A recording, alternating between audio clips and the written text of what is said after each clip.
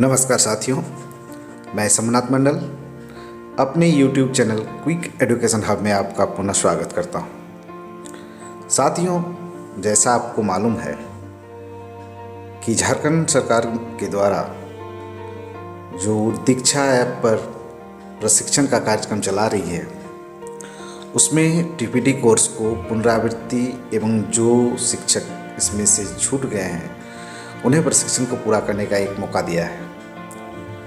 उसी सिलसिले में मैं ये वीडियो बना रहा हूँ, जिसमें आज देखेंगे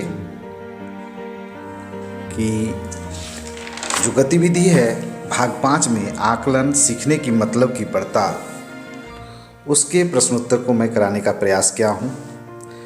तो इसे आप ध्यानपूर्वक देखें और इस सर्टिफिकेट के कोर्स को पूरा करें, ताकि आने वाले समय में आपको किसी तरह की कोई दिक्कत का सामना न करना पड़े। तो साथियों, यदि अभी तक हमारे चैनल में नए हैं तो हमारे चैनल को सब्सक्राइब करें और दिए गए बगल के बेल आइकन को क्लिक करें, जिससे मेरे हर नए वीडियो का नोटिफिकेशन आपके मोबाइल पर तुरंत आ सके। तो आप इस प्रश्न को ठीक से समझें और हर क्वेश्चन को पॉज करके हो सके तो आप अपने डायरी में नोट कर लें, क्योंकि 18 तारीख को इसकी परीक्षा संभावित है। तो इसे ठीक से देखें।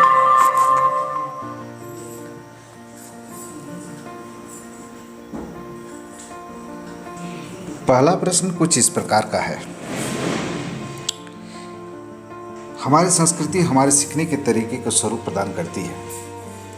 इस तथ्य के लिए कौन सा कारण सर्वाधिक मान्य है? इसमें 4 ऑप्शन हैं, उसमें से आप एक ही विकल्प को चुन सकते हैं। पहला ऑप्शन है दीर्घकालिक स्मृति बड़ी होती है। स्मृति अतीत को याद करने में सहायक होती है। स्मृति में एमआरस होते हैं जो लगातार बदलते रहते हैं। स्मृति में एमआरस एक दूसरे से जुड़े होते हैं जो नए अनुभवों की व्याख्या करने में सहायक होते हैं। तो आपका चौथा नंबर ऑप्शन सही है। इसे सबमिट करें और अगले प्रश्न की ओर बढ़ें। अगला प्रश्न कुछ इस प्रकार का होगा आपके सामने, थोड़ा वेट करें। कोर्स में सीखने को नए अनुभव अर्जित करने की प्रक्रिया, उसके साथ मस्तिष्क में कार्य करने तथा नई समझ बनाने के रूप में परिभाषित किया गया है। निम्न में से कौन सा वाक्य सीखने की रचनात्मक सिद्धांत से ज़्यादा जुड़ा है? आप एक ही विकल्प चुन सकते हैं। इसमें ऑप्शन है छात्रों को याद करने के लिए प्रोत्साहित करना और उसके बाद पुस्तकों में लिखवाना, छात्रों को ब्लैक बोर्ड से देखकर लिखने के लिए कहना। तीसरा ऑप्शन है छात्रों की समझ को उसके द्वारा साझा किए गए अवलोकनों तथा अनुभवों के आधार पर विकसित करना। और चौथा ऑप्शन है छात्रों से अपनी पाठ्यपुस्तकों को पढ़ने तथा उसके समझ को स्वयं विकसित करने को कहना। तो इसमें जो सबसे सटीक आंसर है वह है छात्रों की समझ को उनके द्वारा साझा किए गए अवलोकनों तथा अनुभवों के आधार पर विकसित करना। इसे सबमिट करें और आगे बढ़ें। अगला प्रश्न आपके सामने कुछ इस प्रकार का होगा। राधा विज्ञान, समाज विज्ञान, भाषा बहुत अच्छे से सीख रही है, लेकिन गणित की अवधारणा को सीखने में सक्षम नहीं है। आपके अनुसार संभावित कारण क्या है? इसमें भी 4 ऑप्शन है, लेकिन अब इसमें आप एक से अधिक विकल्प को चुन सकते हैं। पहला ऑप्शन है उसके गणित के शिक्षक पढ़ाते समय केवल खुद बताने या व्याख्या करने के अलावा किसी और तरीके का उपयोग नहीं करते हैं। अगला ऑप्शन है उसे गणित विषय से डर लगता है। और तीसरा ऑप्शन है वह अपने विज्ञान के अध्यापक को बहुत पसंद करती है। और चौथा ऑप्शन है उसके गणित के शिक्षक से प्रश्न पूछने या स्पष्टीकरण मांगने पर डांटते हैं। तो इसमें पहला ऑप्शन सही है, दूसरा ऑप्शन सही है और चौथा ऑप्शन सही है। तो इसे सबमिट करें और आगे बढ़ें। अगला प्रश्न आपके सामने इस प्रकार होगा, जो क्वेश्चन नंबर 4 है। जॉन एक अशांत बच्चा है। वह अंग्रेजी कक्षा को छोड़कर पूरे दिन अपने सहपाठियों को डराता धमकाता रहता है या उसके साथ मारपीट करता रहता है। उसकी अंग्रेजी की एक शिक्षिका ऐसा करने पर उसे कक्षा कार्य को 10 बार करने को कहती है। व्यवहारवाद के का कौन सा सिद्धांत यहाँ लागू होता है? आप एक ही विकल्प को चुन सकते हैं। इसमें 3 सिद्धांत हैं। एक है प्रभाव का सिद्धांत, दूसरा है संबद्धता का सिद्धांत और तीसरा है इनमें से कोई नहीं। तो इसमें जो सबसे सटीक ऑप्शन होगा वह है प्रभाव का सिद्धांत। आप इस पर क्लिक करें और सबमिट बटन को दबाएं और आगे बढ़ें। अब आपके सामने अगला प्रश्न होगा, जो क्वेश्चन नंबर 5 है। अमन के हिंदी के शिक्षक जैसे ही कक्षा में आते हैं वह डेस्क के नीचे छिप जाता है। इस स्थिति में व्यवहारवाद का कौन सा सिद्धांत लागू होता है? इसमें 3 ऑप्शन हैं, जिसमें से आपको एक ही विकल्प को चुन सकते हैं। वह है प्रभाव का सिद्धांत, संबद्धता का नियम और इनमें से कोई नहीं। तो इसमें जो सबसे सटीक ऑप्शन है वह है संबद्धता का नियम। सबमिट करें और आगे बढ़ें। अगला प्रश्न आपके सामने कुछ इस प्रकार होगा, जो अब प्रश्न संख्या 6 है। जब शिक्षक छात्रों से पूछते हैं कि बारिश कहाँ से आती है, तो बच्चों के दिमाग में किस प्रकार का एमआर सजग हो जाता है? यानी उसमें कौन सी एक्टिविटी जो ये है प्रक्रिया वो एक्टिव हो जाती है।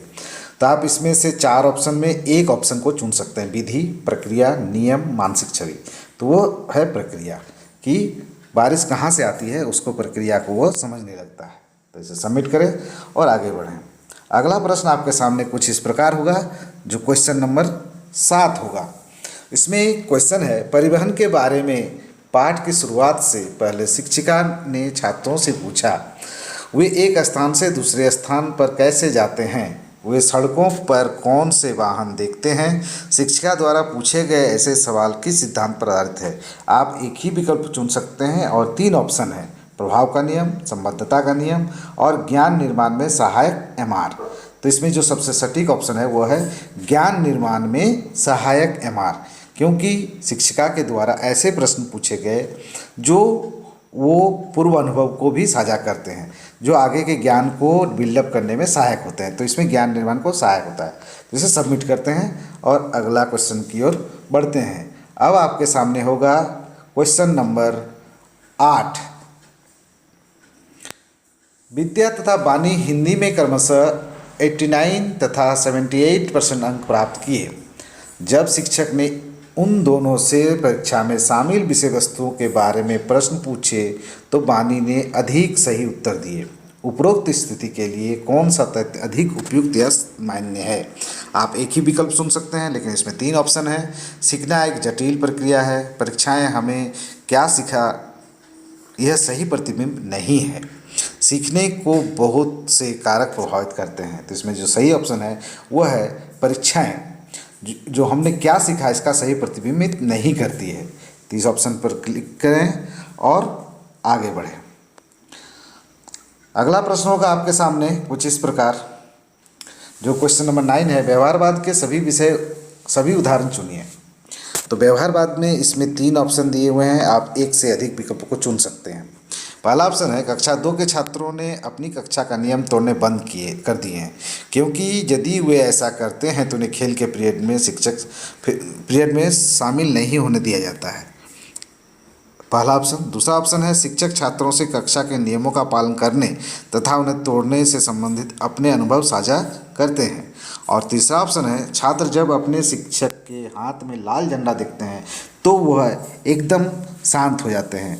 तो इसमें 2 ही ऑप्शन सही हैं, जो कक्षा 2 के छात्रों ने अपनी कक्षा में नियम तोड़ने बंद कर दिए हैं, क्योंकि यदि वे ऐसा करते हैं तो खेल के पीरियड में से शामिल नहीं करने देते हैं। और अंतिम ऑप्शन जो है, छात्र जब अपने शिक्षक के हाथ में लाल झंडा देखते हैं तो एकदम शांत हो जाते हैं। ये सबमिट करें और आगे बढ़ें। अगला प्रश्न आपके सामने होगा, जो अंतिम प्रश्न होगा इस गतिविधि का। निम्न में से कौन सा विकल्प शिक्षण की रचनात्मक अवधारणा के प्रयोग का सर्वश्रेष्ठ उदाहरण है? आप एक ही विकल्प को चुन सकते हैं। इसमें ऑप्शन 4 हैं। जब छात्र कोई क्रिया बिना गलती किए करते हैं तो उसे सदैव शिक्षक पुरस्कार देते हैं।